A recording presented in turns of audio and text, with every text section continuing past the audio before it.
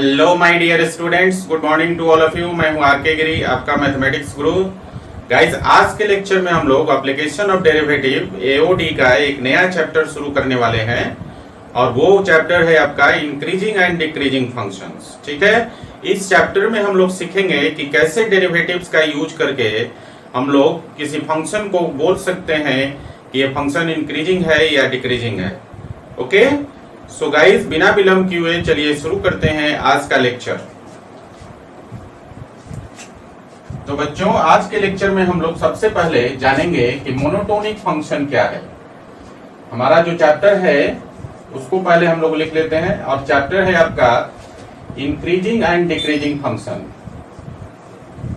Increasing and decreasing function.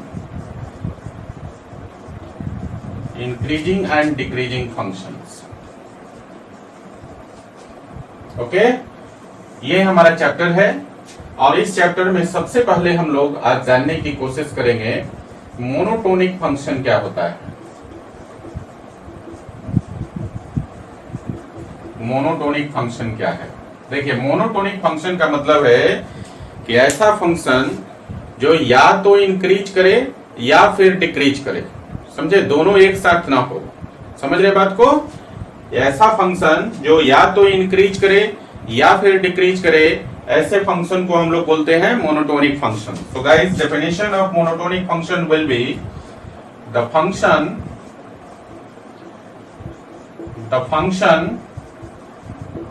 which is either increasing or decreasing,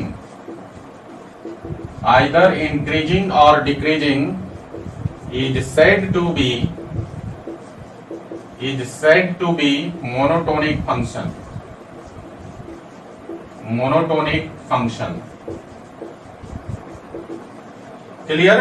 ऐसा function जो या तो इंक्रीज करे या फिर डिक्रीज करे, ऐसे फंक्शन को हम लोग बोलते हैं मोनोटोनिक फंक्शन। ठीक है, देखिए, मोनोटोनिक फंक्शन में हमने दो चीजें देखी कि या तो फंक्शन इंक्रीज करेगा या फिर फंक्शन डिक्रीज करेगा, तो ऐसे फंक्शन को हम लोग मोनोटोनिक फंक्शन बोलते हैं। तो जरा देखिए, जो हमने 11th क्लास में पढ़ा हुआ है, पहले आपने पढ़ा होगा, देखिए ध्यान से, e to the power x का ग्राफ आपने पढ़ा होगा। ये है fx is equal to e to the power x। आप देखते हैं कि e to the power x जो है, e to the power x का जो ग्राफ है वो आप देख रहे हैं कि इंक्रीजिंग ग्राफ है ना। देख, ग्राफ को देखने से ही पता चल जाता है कि धीरे धीरे इंक्रीज हो रहा है। मतलब x का वैल्यू जैसे जैसे बढ़ रहा है, ये जो ग्राफ की हाइट है वो बढ़ते जा रही है। तो ये फंक्शन आपका इंक्रीजिंग हो गया। इसी प्रकार से आपने log x का ग्राफ पढ़ा है 11th क्लास में, है ना। और log x का ग्राफ हमने पढ़ा है fx is equal to log x का ग्राफ बेस a पर, और यहाँ पर बेस जो है, यहाँ पर ये जो आप दिख रहा है आपका a इज लेस देन 1 का ग्राफ है। ठीक है ना, 1 से छोटा, a का वैल्यू 1 से छोटा हो तो log x का ग्राफ इस प्रकार से है। और ये ग्राफ आपको दिख रहा है कि जैसे जैसे x का वैल्यू इंक्रीज हो रहा है, ग्राफ की हाइट क्या हो रही है? डिक्रीज हो रही है। यहाँ पर e to the power x वाला जो ग्राफ है, आप देख रहे हैं इसमें कि जैसे जैसे x का वैल्यू इंक्रीज हो रहा है, ग्राफ की हाइट जो है वो भी इंक्रीज हो रही है साथ के साथ। ठीक है ना। तो आपने देखा कि एक तो आपका e to the power x जो है इंक्रीजिंग फंक्शन हो गया, इंक्रीजिंग फंक्शन हो गया, और आपका log x जो है, जब a का वैल्यू 1 से छोटा हो तो ये डिक्रीजिंग फंक्शन हो गया। क्लियर है ना। तो बच्चों, मोनोटोनिक फंक्शन में हमने पढ़ा कि कोई फंक्शन या तो इंक्रीजिंग हो या फिर डिक्रीजिंग हो, तो ऐसे फंक्शन को हम लोग मोनोटोनिक फंक्शन बोलते हैं। ओके, तो आपने देखा कि मोनोटोनिक फंक्शन में दो कैटेगरी मिला आपको, इंक्रीजिंग का और डिक्रीजिंग का मिला। तो हम लोग यहाँ पर बोल सकते हैं कि मोनोटोनिक फंक्शन जो है मोनोटोनिक फंक्शन जो है वो दो प्रकार का है आपका। एक है आपका इंक्रीजिंग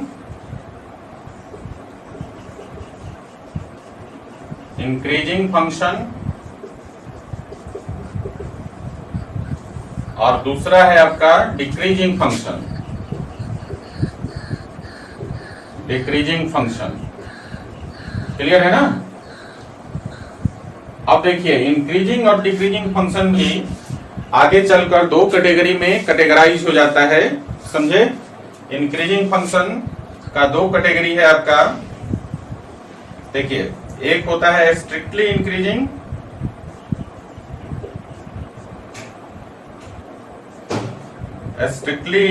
फंक्शन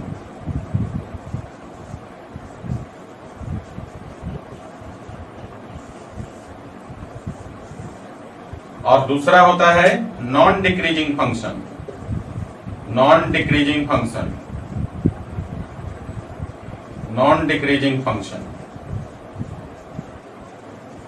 या इसी को हम लोग सिंपली इंक्रीजिंग फंक्शन बोलेंगे। ठीक है?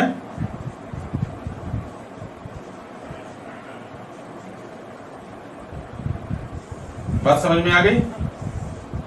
देखिए इंक्रीजिंग में क्या होगा, इंक्रीजिंग में हमने कहा कि इंक्रीजिंग फंक्शन को भी हम लोग दो पार्ट में डिवाइड कर सकते हैं। पहला पार्ट क्या, स्ट्रिक्टली इंक्रीजिंग, और दूसरा पार्ट क्या, नॉन डिक्रीजिंग फंक्शन और सिंपली इंक्रीजिंग फंक्शन। देखिए स्ट्रिक्टली इंक्रीजिंग का मतलब है कि जैसे जैसे आप x का वैल्यू बढ़ाते जाएंगे fx का वैल्यू वैसे वैसे बढ़ता जाएगा। ठीक है? वो कहीं पर रुकेगा नहीं, धीरे धीरे धीरे धीरे धीरे धीरे इंक्रीज होते जाएगा। तो ऐसे फंक्शन को हम लोग बोलते हैं स्ट्रिक्टली इंक्रीजिंग। और नॉन डिक्रीजिंग का मतलब है कि ऐसा फंक्शन जो डिक्रीज ना हो, इंक्रीज होता जाए। समझ रहे हैं ना? लेकिन यहाँ पर रिस्ट्रिक्शन ये है, जरूरी नहीं है कि ये ग्रेजुअली इंक्रीज करे। ठीक है? नॉन डिक्रीजिंग में क्या हो सकता है कि फंक्शन कुछ दूर इंक्रीज किया, ठीक है, फिर कुछ देर के लिए कांस्टेंट हो गया और फिर वहां से फिर से इंक्रीज करना शुरू किया। ठीक है? मतलब किसी भी हालत में वो डिक्रीज नहीं हो रहा है, हमेशा इंक्रीज ही हो रहा है, चाहे बीच में वो कांस्टेंट हो जाता हो। तो ऐसे फंक्शन को हम लोग बोलते हैं नॉन डिक्रीजिंग और सिंपली इंक्रीजिंग फंक्शन। क्लियर है? इसी प्रकार से जो डिक्रीजिंग फंक्शन है इसकी भी दो कैटेगरी है और इसमें आपका पहला कैटेगरी है स्ट्रिक्टली डिक्रीजिंग फंक्शन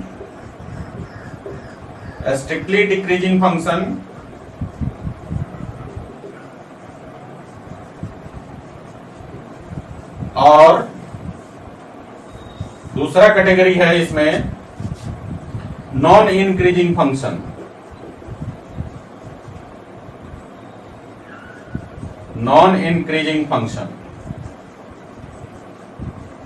या इसी को हम लोग बोलते हैं सिंपली डिक्रीजिंग फंक्शन।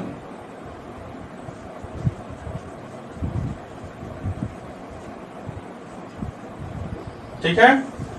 तो देखिए फिर से हमने क्या किया कि डिक्रीजिंग फंक्शन को दो कैटेगरी में कैटेगराइज कर दिया। एक है आपका स्ट्रिक्टली डिक्रीजिंग फंक्शन, दूसरा है आपका नॉन इंक्रीजिंग और सिंपली डिक्रीजिंग फंक्शन। देखिए स्ट्रिक्टली इंक्रीजिंग का मतलब है कि आप जैसे जैसे x का वैल्यू बढ़ाते जाएंगे fx का वैल्यू वैसे वैसे कम होता जाएगा। ठीक है? कहीं पर रुकेगा नहीं, कांस्टेंट नहीं होगा। क्या होगा? वैसे वैसे धीरे धीरे धीरे धीरे ग्रेजुअली वो कम होता जाएगा। जैसे जैसे आप x का वैल्यू बढ़ाते जाएंगे fx का वैल्यू ग्रेजुअली धीरे धीरे धीरे धीरे कम होता जाएगा। कहीं पर वो रुकेगा नहीं, कहीं कांस्टेंट नहीं होगा वो। तो ऐसे फंक्शन को हम लोग बोलते हैं स्ट्रिक्टली डिक्रीजिंग फंक्शन। और नॉन इंक्रीजिंग फंक्शन का मतलब है कि ऐसा फंक्शन जो इंक्रीज ना करे, वो लगातार डिक्रीज ही करे।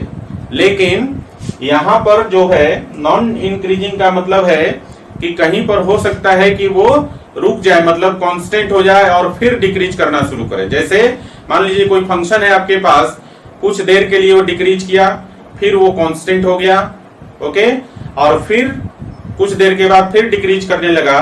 तो आप देख रहे हैं कि थ्रू आउट वो डिक्रीज ही हो रहा है, बीच में कहीं पर वो क्या होता है, रुक जाता है, कांस्टेंट हो जाता है, लेकिन किसी भी हालत में इंक्रीज नहीं हो रहा है। तो ऐसे फंक्शन को हम लोग बोलते हैं नॉन इंक्रीजिंग फंक्शन और सिंपली डिक्रीजिंग फंक्शन। ओके, इन चारों कैटेगरी को हम लोग ग्राफ के माध्यम से समझते हैं कि स्ट्रिक्टली इंक्रीजिंग होगा तो फंक्शन कैसा होगा, ठीक है, स्ट्रिक्टली डिक्रीजिंग होगा तो फंक्शन कैसा होगा, फंक्शन का ग्राफ कैसा दिखेगा, उसके बाद नॉन डिक्रीजिंग होगा तो फंक्शन का ग्राफ कैसा दिखेगा, और नॉन इंक्रीजिंग होगा तो उसका ग्राफ कैसे दिखेगा। समझे ना? तो पहले हम लोग इन चारों कैटेगरी को हम लोग ग्राफ देखेंगे, ठीक है, उसके बाद हम लोग एक एक करके 1 by 1 करके जो है इन चारों कैटेगरी का डिटेल में स्टडी करेंगे। ओके गाइस, तो चलिए पहले इसको आप लिख लीजिए।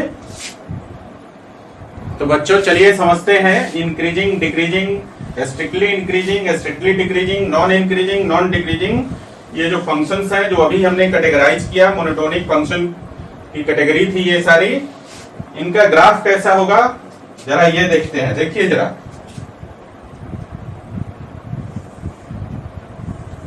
मान लीजिए कि आपके पास कोई फंक्शन है y is equal to F X, और ये फंक्शन है आपका इस प्रकार से, अगर कोई फंक्शन है, ये है आपका y is equal to F X एक फंक्शन है, ठीक है। इस ग्राफ को देखिए, ये ग्राफ नंबर 1 हो गया, फिगर नंबर 1 हो गया। देखिए दूसरा, देखिए फिगर नंबर 2 देखिए, मान लीजिए कि हमारे पास एक और फंक्शन है y is equal to F X, इस प्रकार से ओरिजिन से शुरू होता है, यहां पर देखिए a पर आकर वो फंक्शन कांस्टेंट हो जाता है a से b तक, और फिर यहां से आगे बढ़ता है, ठीक है ना। ये है आपका y is equal to F X, एक दूसरा। अब इन दो ग्राफ को आप ध्यान से देखिए। देखिए पहले वाला ग्राफ में आप क्या देख रहे हैं कि जैसे जैसे x का वैल्यू इंक्रीज हो रहा है, ये जो फंक्शन एफ एक्स है इसकी वैल्यू वैसे वैसे इंक्रीज होते जा रही है, इंक्रीज हो रही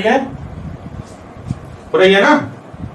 जैसे जैसे x का वैल्यू इंक्रीज हो रहा है उसी प्रकार से y is equal to F X का वैल्यू धीरे धीरे धीरे धीरे इंक्रीज हो रहा है।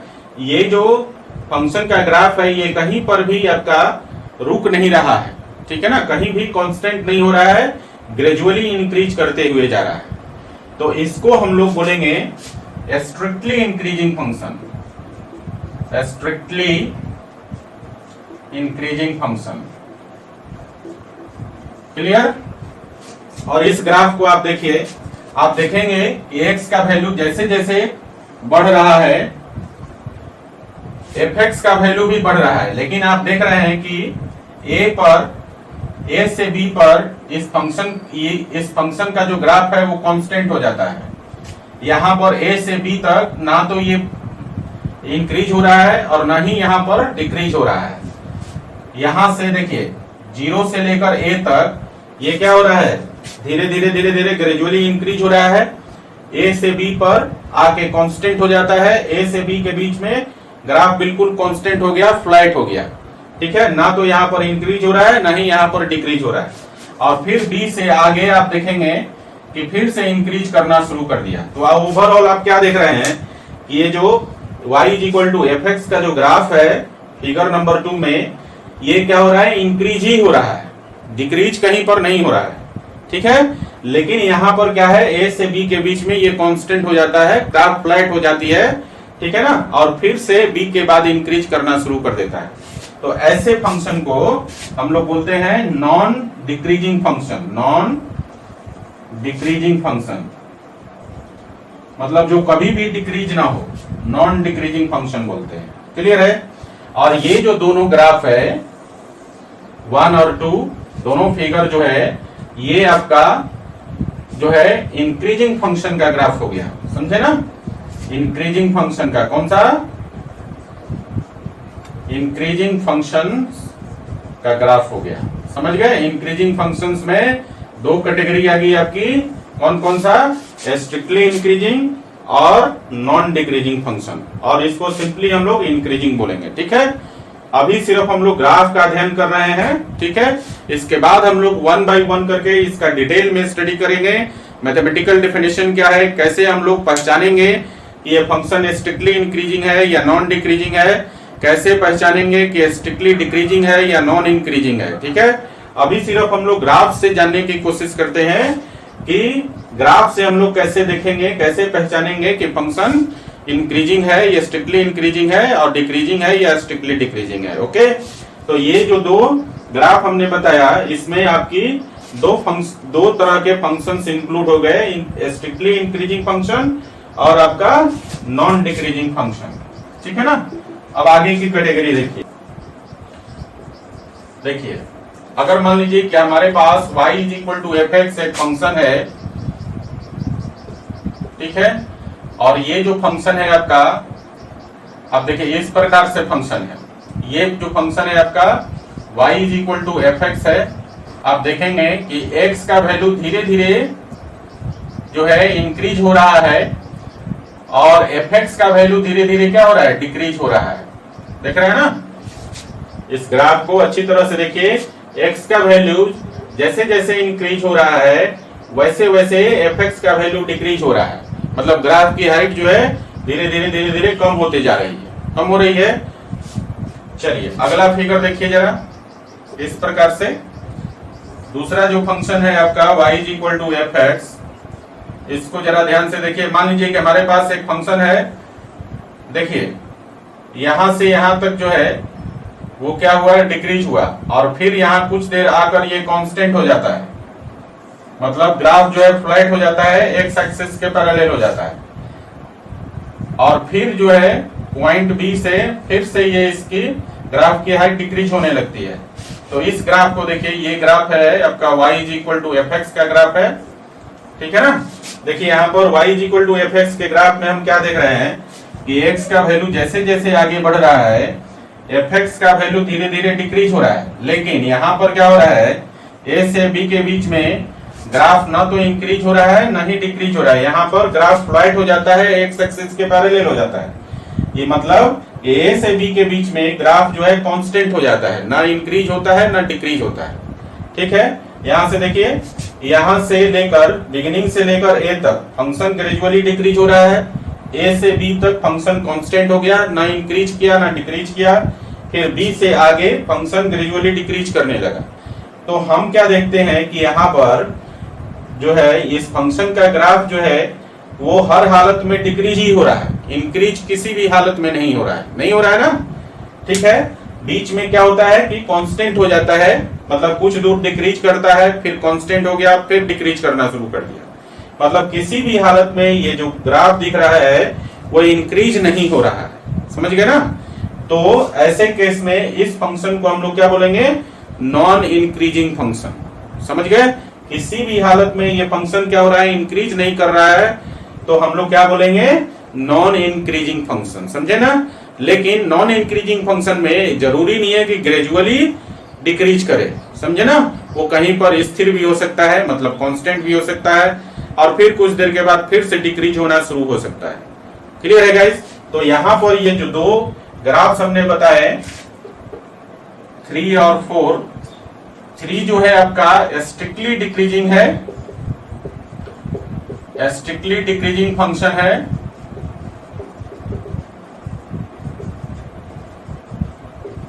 और ये जो हमने अभी बताया 4th नंबर, ये आपका नॉन इंक्रीजिंग फंक्शन है, नॉन इंक्रीजिंग फंक्शन है। क्लियर है, बात समझ में आई, ग्राफ से आपको क्लियर हो गया। यहां पर हमने देखा कि फिगर नंबर 1 और फिगर नंबर 2 जो है इंक्रीजिंग फंक्शंस का केस है। ठीक है, और यहां पर फिगर नंबर 3 और 4 जो है आपका, ये दो जो है आपका डिक्रीजिंग फंक्शन का केस है, डिक्रीजिंग फंक्शन का केस है। समझे ना। तो हमने क्या किया था, हमने आपको बताया कि मोनोटोनिक फंक्शन जो है वो दो कैटेगरी में कैटेगराइज हो जाता है, इंक्रीजिंग फंक्शन और डिक्रीजिंग फंक्शन। फर्दर जो है इंक्रीजिंग फंक्शन और डिक्रीजिंग फंक्शन के भी दो कैटेगरी होते हैं।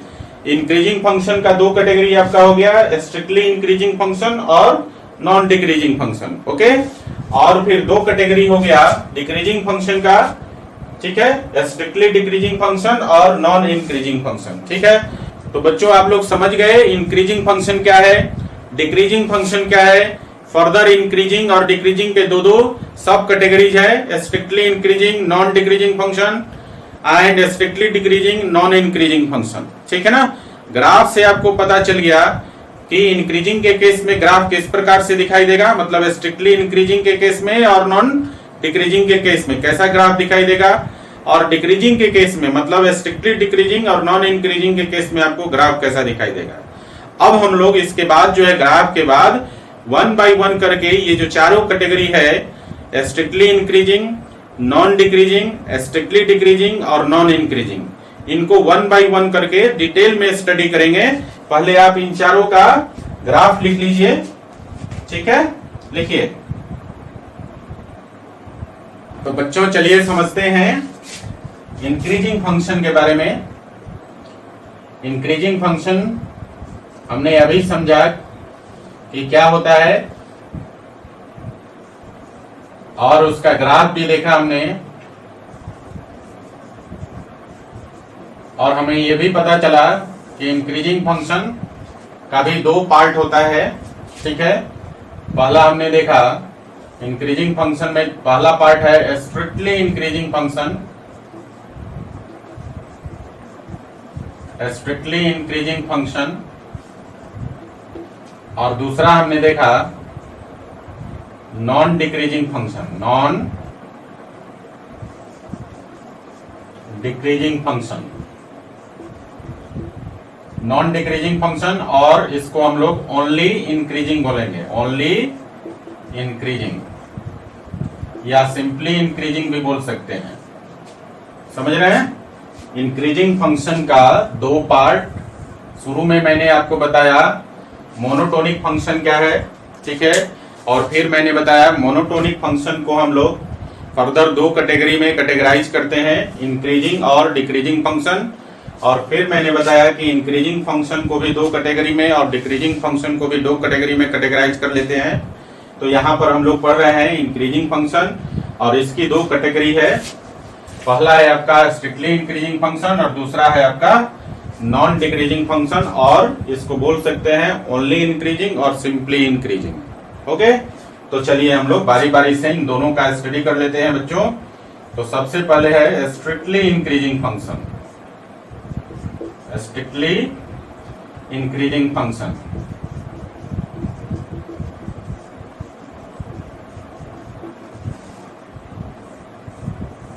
देखिए स्ट्रिक्टली इंक्रीजिंग फंक्शन का क्या है definition of function f(x) is said to be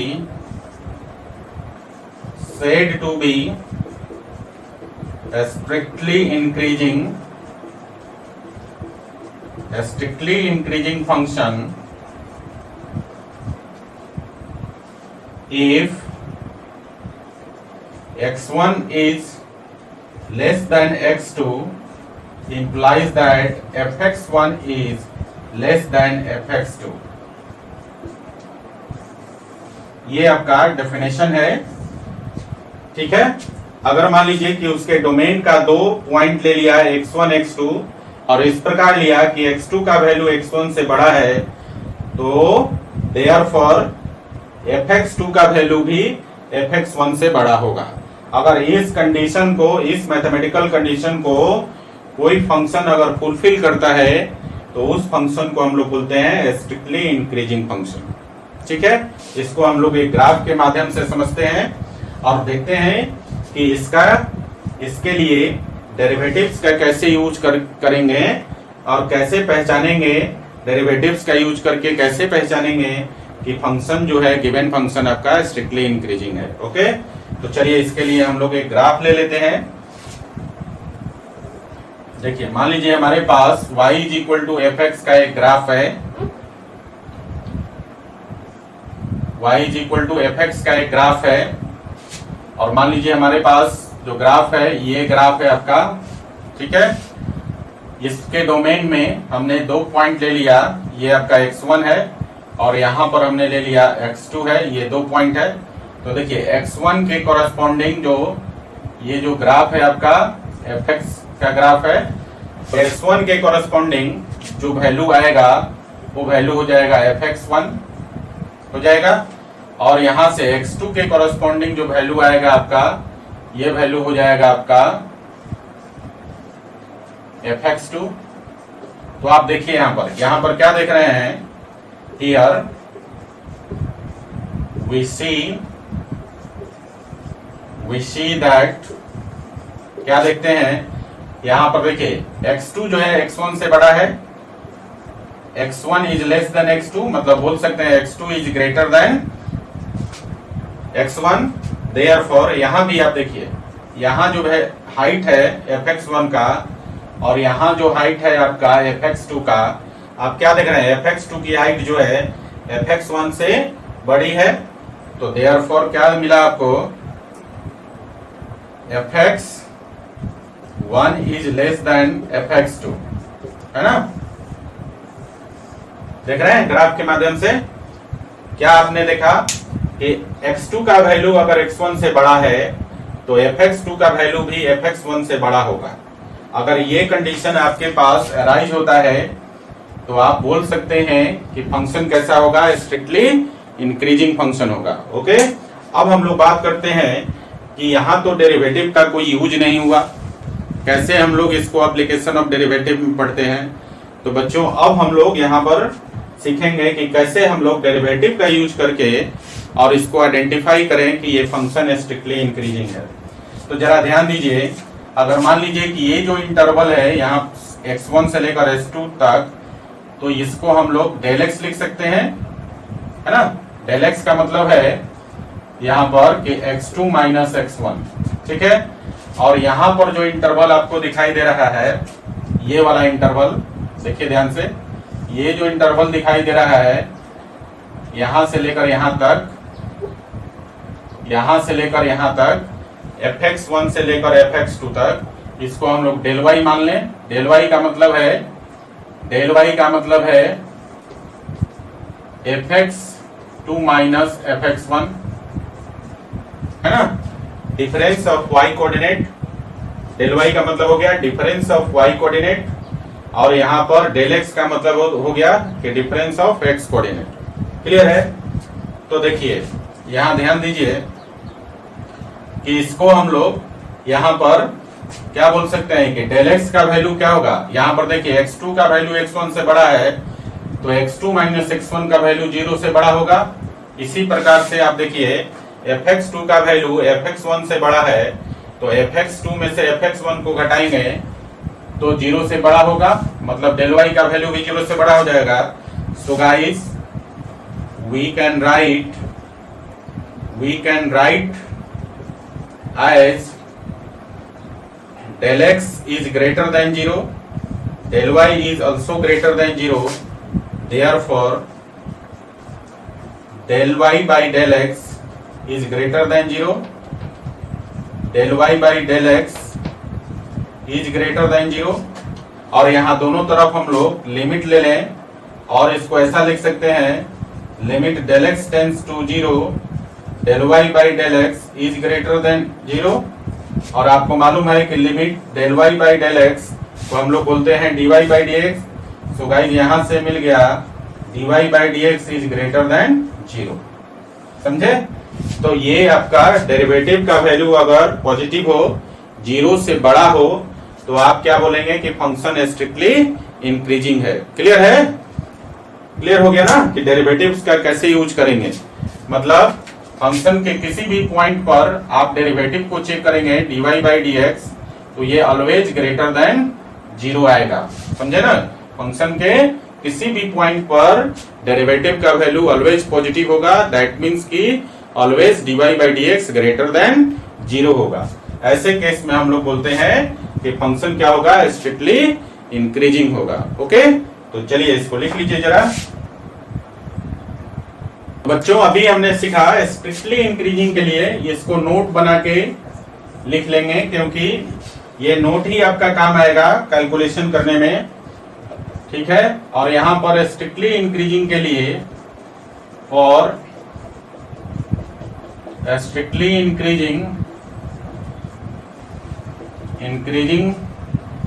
function और स्ट्रिक्टली इंक्रीजिंग फंक्शन, हमने दो बातें पढ़ी। पहला पॉइंट है आपका इफ, देखिए x1 x2 belongs to domain of the function. अगर x1 x2 जो है गिवन फंक्शन के डोमेन से बिलोंग करता है, such that x1 is less than x2, therefore implies that fx1 is less than fx2।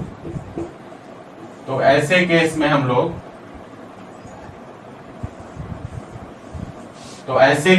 लोग फंक्शन को क्या बोलते हैं? स्ट्रिक्टली इंक्रीजिंग फंक्शन बोलते हैं। ठीक है, तो याद रखना है आपको केस कि अगर x1 x2 दो पॉइंट है किसी फंक्शन के डोमेन का, और इस प्रकार से है कि x2 जो है x1 से बड़ा है, तो उस केस में fx2 भी fx1 से बड़ा होगा। ठीक है, तो ऐसा केस जब भी आपको मिल जाए तो आप समझना कि फंक्शन क्या है? स्ट्रिक्टली इंक्रीजिंग फंक्शन है। ओके, दूसरा पॉइंट हमने कहा कि अगर फंक्शन स्ट्रिक्टली इंक्रीजिंग है, देखिए इफ fx इज स्ट्रिक्टली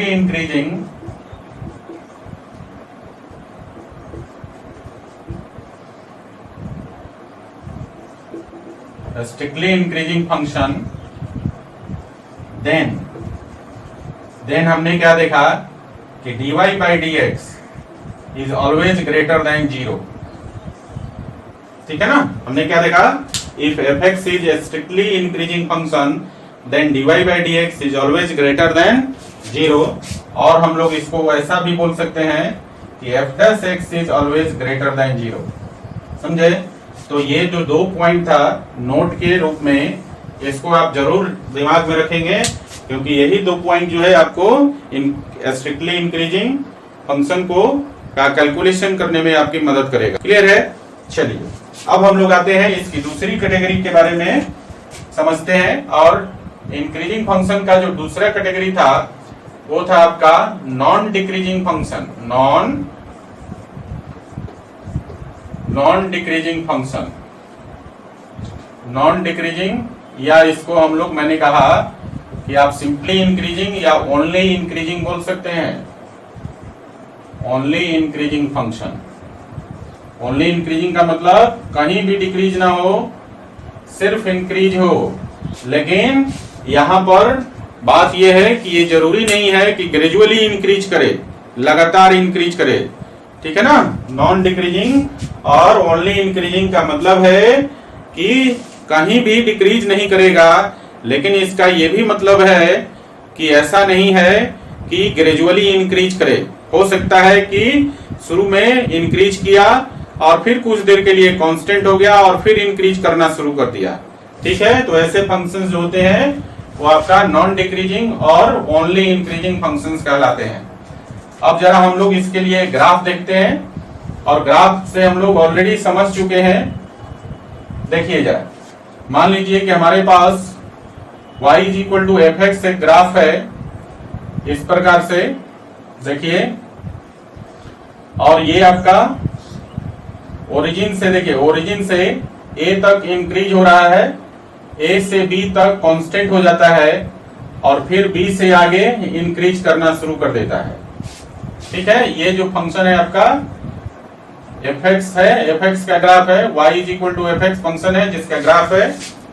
ठीक है ना, अब आप ध्यान दीजिए, मान लीजिए कि यहां पर पॉइंट है x1, a पर पॉइंट है आपका x2, b पर जो पॉइंट है आपका x3, और एक पॉइंट और ले लीजिए b के आगे, यहां पर ये है आपका x4।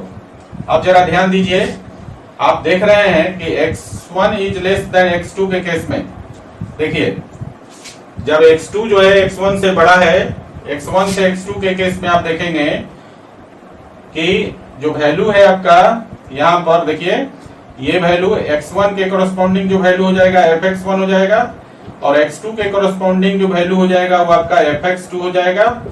इसी प्रकार से x3 के कोरस्पॉन्डिंग वैल्यू fx3 हो जाएगा, और ये सेम वैल्यू देगा क्योंकि a और b पर फंक्शन क्या है, कांस्टेंट हो जाता है, x4 के कोरस्पॉन्डिंग वैल्यू हो जाएगा fx4। ठीक है, अब यहाँ पर एक एक करके हम लोग एक एक इंटरवल को ध्यान से देखते हैं। तो देखिए ये जो इंटरवल है आपका x1 से x2 के बीच में, यहाँ पर क्या देखते हैं, x2 is greater then x1, है ना। तो यहाँ पर भी आप देखेंगे कि fx2 का वैल्यू जो है fx1 से बड़ा है, तो आप क्या देख रहे हैं, therefore fx1 is less than fx2। समझे। इसी प्रकार से आप दूसरे इंटरवल को देखिए, x2 से x3 के बीच में देखिए, तो आप क्या देख रहे हैं कि यहाँ पर x2 is less than x3 है, x3 का वैल्यू x2 से बड़ा है। बट आप क्या देख रहे हैं कि यहाँ पर जो x2 और x3 का कोरस्पॉन्डिंग वैल्यू है fx3 और fx2, ये दोनों सेम वैल्यू है, मतलब यहाँ पर फंक्शन क्या होता है, कांस्टेंट हो जाता है। तो यहाँ पर आप देख रहे हैं कि fx2 इक्वल हो जाता है fx3 के बराबर हो जाता है। ठीक है, और इस तीसरे इंटरवल की बात करें fx3 से fx4 के बीच में, तो आप ध्यान दीजिएगा कि यहाँ पर क्या है, x4 जो है x3 से बड़ा है, मतलब लिख सकते हैं x3 is less than x4, और देयरफॉर देखिए x3 के कोरस्पॉन्डिंग जो वैल्यू है फंक्शन का वो है fx3, और x4 के कोरस्पॉन्डिंग जो वैल्यू है fx4, है ना। तो आप क्या देख रहे हैं कि fx3 से बड़ा है fx4 का वैल्यू। सो गाइस हम लिख सकते हैं therefore fx3 is less than fx4, देख सकते हैं ना। तो आपने क्या देखा, इन जनरल यहाँ पर अगर जनरलाइज करें तो हम बोल सकते हैं कि जो वैल्यू है, आउटपुट जो है इसकी, कहीं पर क्या हो रहा है, इक्वल हो जा रहा है, और कहीं पर ये अनइक्वल है ना। या आप देखेंगे x1 से x2 के बीच में, यहाँ पर x1 fx1 की वैल्यू fx2 से छोटी है, या fx2 का वैल्यू fx1 से बड़ा है। a से b के बीच में fx3 और fx2 दोनों इक्वल हो जाता है, और यहाँ पर x3 से x4 के बीच में आप देख रहे हैं कि fx3 से बड़ा हो जाता है fx4 का वैल्यू। सो गाइस जनरलाइज करें, अगर हम ऐसा लिखें, इफ, देखिए ध्यान से, if x1 is less than x2, therefore अगर जनरलाइज करें इन तीनों रिजल्ट को हम लोग अगर जनरलाइज करते हैं, तो यहाँ पर लिख सकते हैं if x1 is less than x2 implies that fx1 is less than or equal to fx2, है ना। मतलब आप देख रहे हैं क्या कि यहाँ पर जो डोमेन है वो x का वैल्यू ग्रेजुअली इंक्रीज कर रहा है, x1 से बड़ा है x2, x2 से बड़ा है x3, x3 से बड़ा है x4, लेकिन जो इसकी आउटपुट है वो ग्रेजुअली इंक्रीज नहीं कर रहा है ना। यहाँ पर आप देख रहे हैं कि x2 तक जो है ग्रेजुअली इंक्रीज हो रहा है, और फिर a से b पर, मतलब x2 और x3 पर वैल्यू क्या होता है, कांस्टेंट हो जाता है, वहां इक्वल हो जाता है दोनों वैल्यू। और फिर आप देख रहे हैं x3 से x4 पर फिर से फंक्शन इंक्रीज होने लगता है। तो हमने यहाँ पर देखा कि अगर हमारे पास कोई फंक्शन है fx, ठीक है, इसके डोमेन का हम 2 पॉइंट ले लेते हैं x1 और x2, और इस प्रकार से लेते हैं कि x2 का वैल्यू x1 से बड़ा है, तो हम देखते हैं कि fx2 का वैल्यू जो है fx1 के 1 से बड़ा और बराबर है। तो ऐसा केस अगर एराइज हो तो उसमें, उस कंडीशन में हम लोग बोलते हैं कि फंक्शन कैसा है, नॉन डिक्रीजिंग और ओनली इंक्रीजिंग। ठीक है, अब इस केस में डेरिवेटिव कैसा हो जाएगा बच्चा, तो देखिए जहां पे फंक्शन कांस्टेंट हो रहा है, यहाँ पर जो डेरिवेटिव है dy बाई dx वो 0 हो जाएगा, और जहां फंक्शन इंक्रीज हो रहा है वहां पर dy बाई dx का वैल्यू 0 से बड़ा हो जाएगा, यहाँ भी dy बाई dx का वैल्यू 0 से बड़ा हो जाएगा। तो हम लोग एंड ये भी लिख सकते हैं कि dy बाई dx का वैल्यू जो होगा वो ग्रेटर देन इक्वल टू 0, या आप लिख सकते हैं f' का value greater than equal to 0। तो फंक्शन को क्या है, नॉन डिक्रीजिंग होने के लिए और सिंपल इंक्रीजिंग होने के लिए कंडीशन क्या है कि अगर डोमेन का 2 पॉइंट है x1 और x2, इस प्रकार से कि x2 का वैल्यू x1 से बड़ा है, तो fx2 का वैल्यू fx1 से बड़ा और बराबर होगा। दूसरा डेरिवेटिव्स का नेचर जो है क्या हो जाएगा, dy बाई dx का value greater than equal to 0 हो जाएगा, मतलब जीरो से बड़ा भी होगा और जीरो के बराबर भी होगा। जीरो से बड़ा वहां होगा जहां फंक्शन इंक्रीज होगा, और जीरो के बराबर वहां होगा जहां फंक्शन कांस्टेंट हो जाएगा। ओके, तो हमने यहाँ दो कंडीशन देख लिया। x2 is greater then, if x2 is greater then x1 therefore fx2 is greater than or equal to fx1 and dy by dx is greater than equal to 0 और f dash x is greater than equal to 0।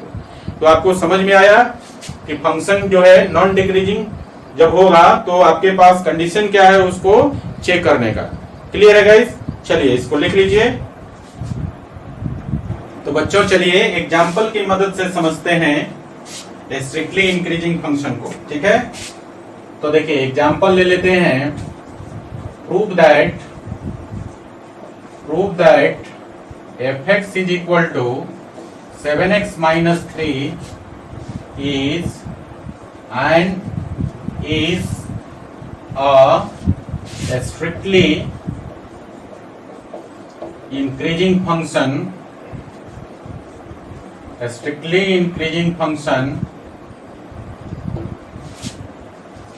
in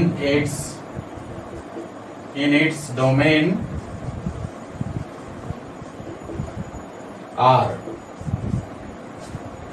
समझ गए? आपको क्या करना है, आपके पास एक function है fx is equal to 7x minus 3 और इसको प्रूव करना है कि स्ट्रिक्टली इंक्रीजिंग है अपने रियल डोमेन में। समझ गए ना? तो गाइज यहां पर हम लोग क्या करेंगे, देखिए सिंपल सा तरीका है। आपके पास गिवन है, given that fx is equal to 7x minus 3, ये आपके पास दिया हुआ है। यहां पर x जो है रियल है, दिया हुआ है कि इसका डोमेन क्या है, रियल है। अब देखिए क्या करेंगे, इसको डिफरेंशिएट कर लीजिए दोनों तरफ x के रिस्पेक्ट में, इसको डिफरेंशिएट कर लीजिए विथ रिस्पेक्ट टू x के रिस्पेक्ट में डिफरेंशिएट कर लेंगे तो f डैश x का वैल्यू हो जाएगा आपका 7x का हो गया 7 और 3 का हो गया 0।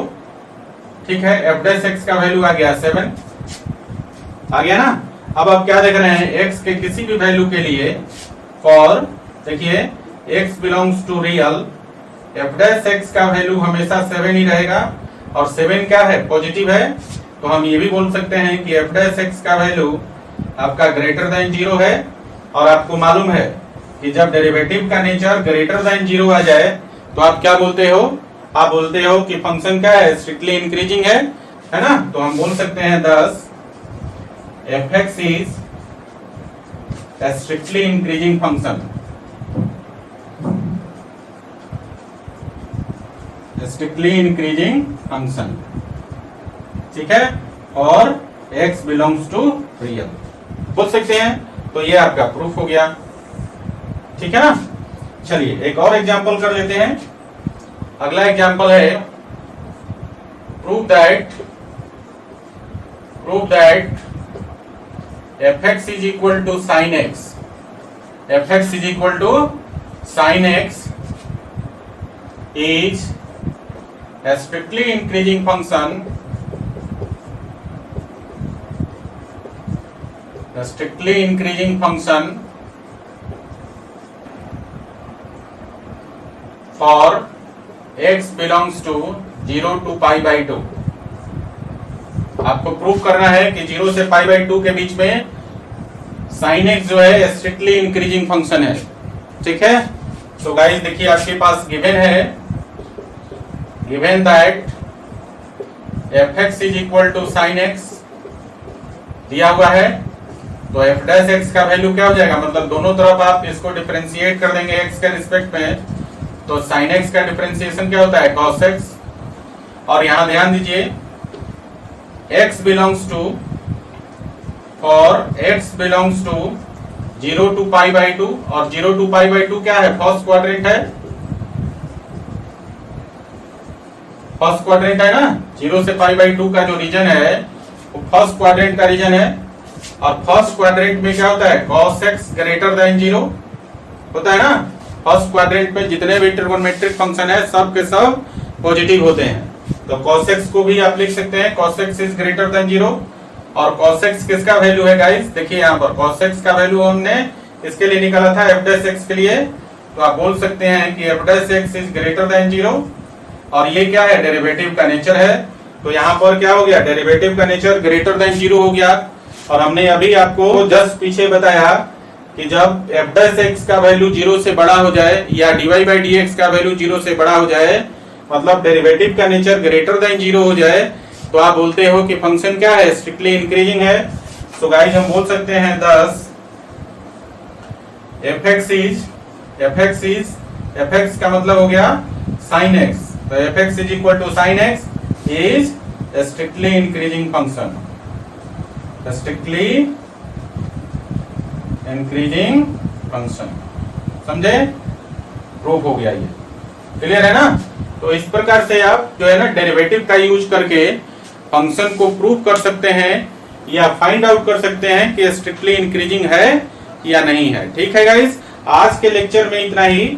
हमने मोनोटोनिक फंक्शन का सिर्फ एक कैटेगरी पढ़ा है, इंक्रीजिंग फंक्शन, और इंक्रीजिंग फंक्शन का फिर से सब कैटेगरी है, स्ट्रिक्टली इंक्रीजिंग और नॉन डिक्रीजिंग फंक्शन, ये पढ़ लिया। नेक्स्ट लेक्चर में हम लोग जो मोनोटोनिक फंक्शन का दूसरा कैटेगरी है डिक्रीजिंग फंक्शन, और उसके फर्दर दो सब कैटेगरी स्ट्रिक्टली डिक्रीजिंग और नॉन इंक्रीजिंग, उसको हम लोग नेक्स्ट लेक्चर में अध्ययन करेंगे। तो गाइस आज का लेक्चर यहीं तक, बाकी का जो कॉन्सेप्ट्स है वो नेक्स्ट लेक्चर में हम लोग पढ़ेंगे। और भी बहुत सारी छोटी छोटी बातें हैं जो इस चैप्टर से बिलोंग करती है, उसे भी हम लोग डिटेल में नेक्स्ट क्लास में स्टडी करेंगे। आप लोगों को अभी कोई भी क्वेश्चन नहीं बनाना है, क्योंकि अभी आपने कुछ सीखा ही नहीं, बस आपका इंट्रो हुआ है इस चैप्टर से। सो गाइज आप लोग अटेम्प्ट नहीं करेंगे किसी क्वेश्चन को बनाने के लिए, ठीक है ना। नेक्स्ट लेक्चर के बाद जो है आप लोग एक्सरसाइज बना सकते हैं। तो आज के लिए आपको कोई होमवर्क नहीं मिल रहा है, ऐस कीजिए, ठीक है ना। नेक्स्ट लेक्चर से आप लोगों को होमवर्क मिलेगा और आप लोग अटेम्प्ट करेंगे क्वेश्चन बनाने में, ठीक है। तो लिख लीजिए इसको, और आज का लेक्चर यहीं समाप्त होता है बच्चों। चलिए लिखिए इसको। Thanks for watching, keep in touch, do like, share and subscribe.